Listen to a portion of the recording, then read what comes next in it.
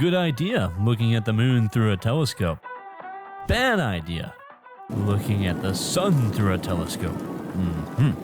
Noobert here, ready to talk about another set of mods that may or may not help your quality of life. Rimworld is a great game, really is, but sometimes you need that little extra help for some quality of life. So we threw together a list of mods that could be considered quality of life. So sit back, relax, let us know any good quality of life mods we never mentioned in this or any past video, and enjoy the video. Seriously. About the quality of life mods we missed or never mentioned before, there's so many mods out there, we can't find them all. Okay, first up, the apply named Rimworld Performance Optimizer. Yes, a mod that, spoiler alert, optimizes your game to inch out a little more performance with simple optimization tweaks. Things like UI elements being hidden until hovered so your game doesn't need to register them until needed. Vanilla methods being cached and throttled, and some being recalculated in certain refresh rates. Basically keeping things consistent. I'd say more, but I won't lie, it's a bit confusing. Looking at the mod options, it gives you a lot to tweak in depending on your mod list, so you might not even need this. What with 1.6 fixing things, but for mod packs that look more like a novel, hey, anything bit helps. Yes, it all helps. This is a simple one. When you do caravanning, the game will select travel supplies for you based on what the game thinks you need based on the number of pawns you bring. However, two things. One, bit annoying to have it do that, more so if you have your own plans. Two, in the late game you will get some stuttering, especially if you have a lot of pawns or items for the game to scan and select.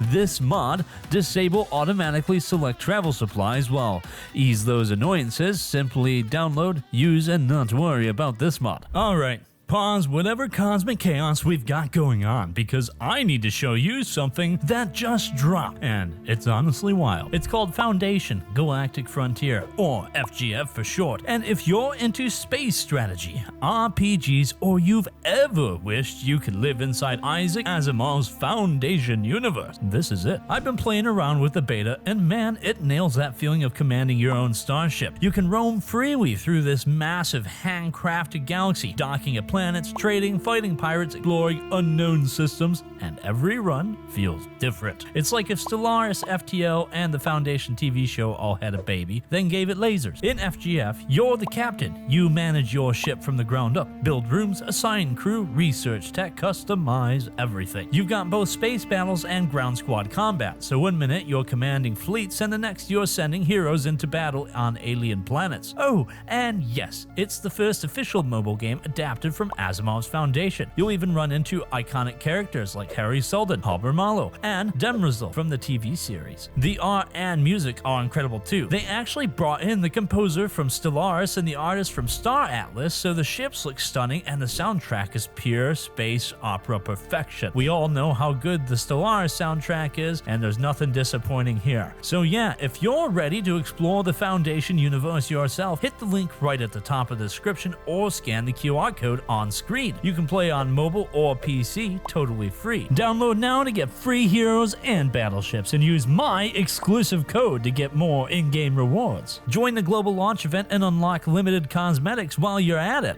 Caravan Prefabs are also a useful mod for the Caravaner, letting you set up loadouts for going out and about, like a mining squad for getting minerals from afar to treasure hunters to merchant runs.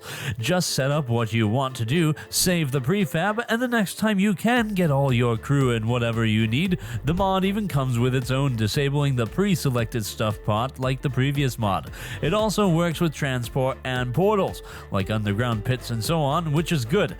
Another simple mod that really can speed up a few things in the day-to-day life. No Job Authors, an older mod, but one that still checks out. It removes authors from any craftables. What this means is if a pawn begins work on some components but is pulled away, another pawn who can craft will continue from that same unfinished work. Extremely useful, and it stops the clutter. Imagine all the things in your stockpile that's just unfinished work from other people, since it can be frustrating to have not only multiple unfinished works, but that still uses up resources on top of everything else. Now, I should point out that this will mean anyone can work on an unfinished project, so the level 19 crafter working on some pants could move away, and the skill 2 one will finish him up using the second pawn skill. Dun dun dun. Yeah, I recommend making sure for certain jobs to reserve them for pawns you want to actually finish them. Trust me on this, you will thank me later. This next one is pretty simple. Quality overlay. It's a toggleable overlay that lets you see the quality of all furniture at a glance. So if you have stuff that needs improvement now, you can rectify it. Alright, this next one I didn't know about, but I'm glad I did. Easy upgrades continued is one again, brought back by our favorite necromancer Millie. Is a simple but sweet mod, so you know how in the early game you might just go with wood fire stoves and smithies. Now you can just upgrade the building without deconstructing it. Honestly, on its own, it's pretty cool, but here is the best part. You can upgrade doors to auto doors and try and tweak artwork to make it even better. Do keep in mind for upgrading items and art, they have to be on the ground, and there is no guarantee it will work, unless you go into the settings and tweak it to the max. But you wouldn't do that, would you? Actually, I know Bren actually totally would, because he's a dirty cheater. So, ever have this happen to you? Got a big mech cluster and you want to prepare to face it? Get all your mortars prepared. Meds on standby, a couple of wills written just in case, and then one day, right before the big day, Sylvian and his merchants just show up and walk right into the cluster and wakes everyone up. We've all been there before, merchants showing up when they really shouldn't. Millie has a mod for us. Ask before enter. It's simple. Goes into the options, check for the options you want for merchants to call if it's safe to come in, and be happy.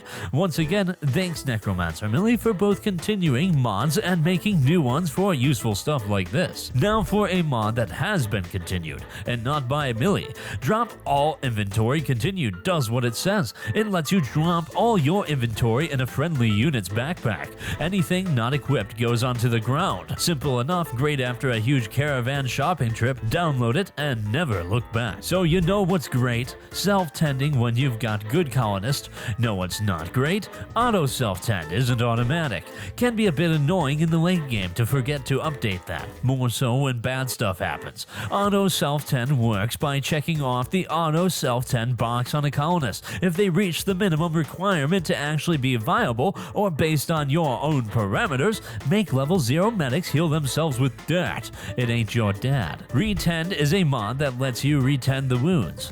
Got someone who is dying of the plague and you happen to screw up the medical procedure? Now you can have someone competent actually show up and fix the problem instead of prescribing some snake oil.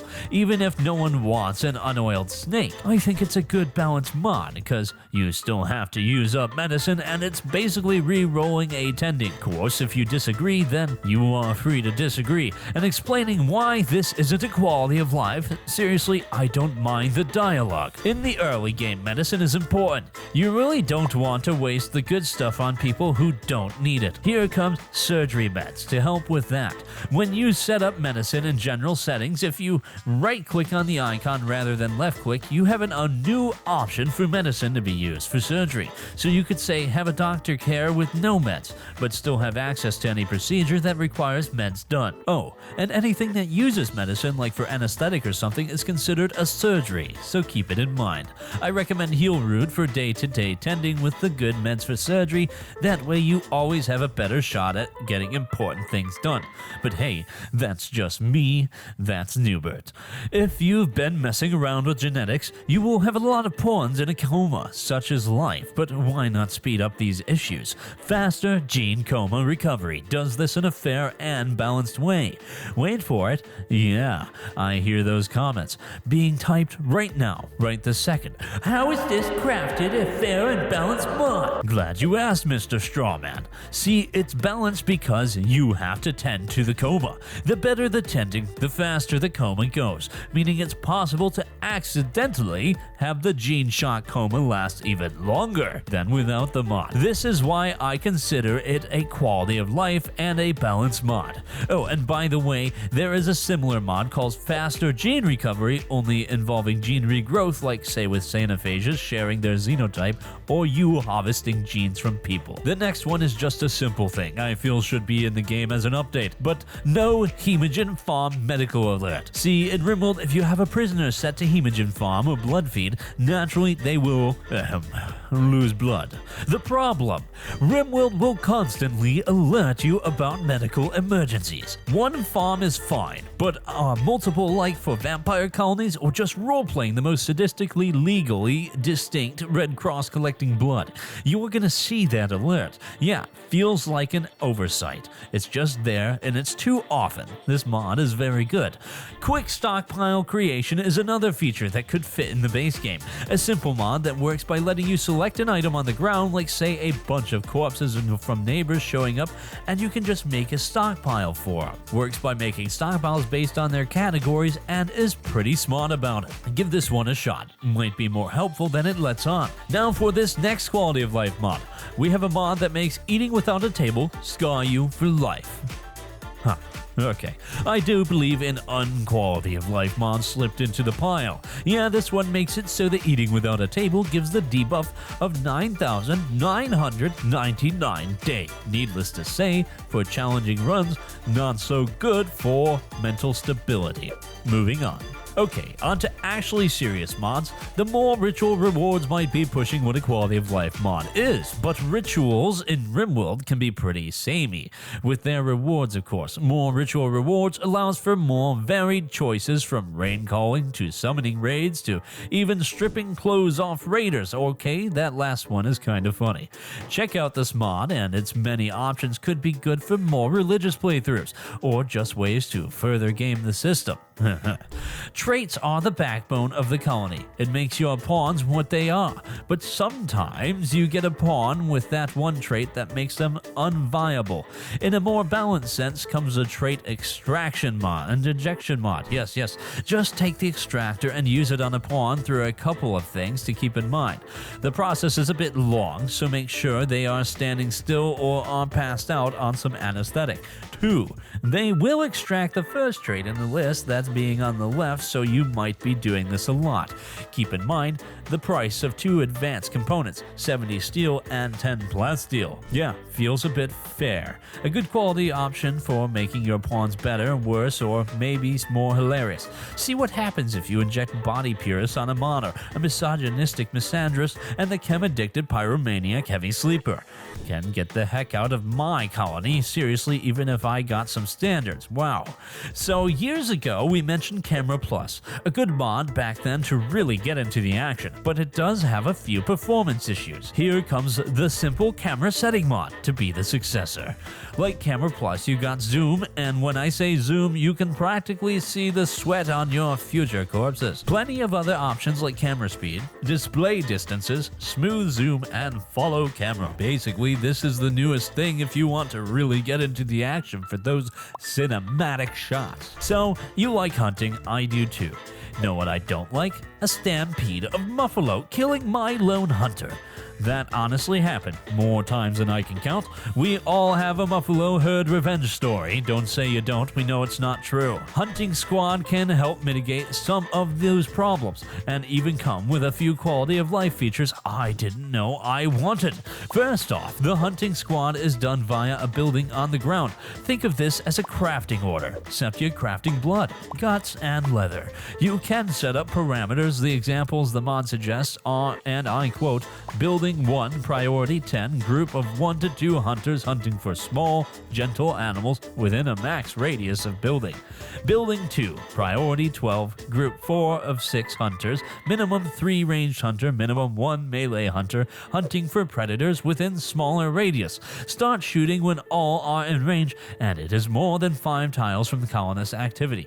So in a way, you can moderate what animals get priority, are the ones to get multiple people hunting on them, and checkmark hunt mandate for everyone in town to get their Viking helmets and go weasel stomping day on whatever is coming your way. Other quality of life hunting options: safe hunting for fire starting animals like boomalopes and the like. They won't hunt unless it's raining, so no forest fires. Hunt during the day, only stop hunting if you have reached a meat limit per colonist, of course, or even hunting during good weather so you can even make that shot. They also include options for auto cutting hill root, trees for wood, and even equip lost weapons, to say the least. Seriously, look at this list of options. Not bad for a mod about hunting animals. Out on the rim, we sometimes need to pull our weight. Everyone has the potential to work, even your youngest people. Am I advocating you to use everyone can work to exploit the fact that child labor laws don't actually exist on the rim? I mean, I'm not saying you shouldn't. After all, sometimes you need someone to tend to your wounds, and all you got are kids. And if they want to go back to the mines, why not let them? Just saying. Not like I was involved with this mod or anything. Okay, so maybe I had a hand in it, but all I'm saying is extra hands, even if they are small, can be a quality of life improvement out on the rim. Just say it. With Odyssey, we got grav ships, and with grav ships came new ways to raid. Only one problem: the bigger the grav ship, the harder it can be to land. But come on, you got a huge chunk of metal. Let me come bursting in like a space marine. Land on everything does that, letting you land on anything or anyone without a problem. Except, of course, the damages that you could get from slamming your flying fortress down on some pretty hard stuff. It's all toggleable in the options, from the amount of damage, even if you get any, what can be crushed, and even a few extras like shuttles able to land anywhere. Honestly, a great mod that feels like a fair and balanced quality of life for our ship-bound playthroughs.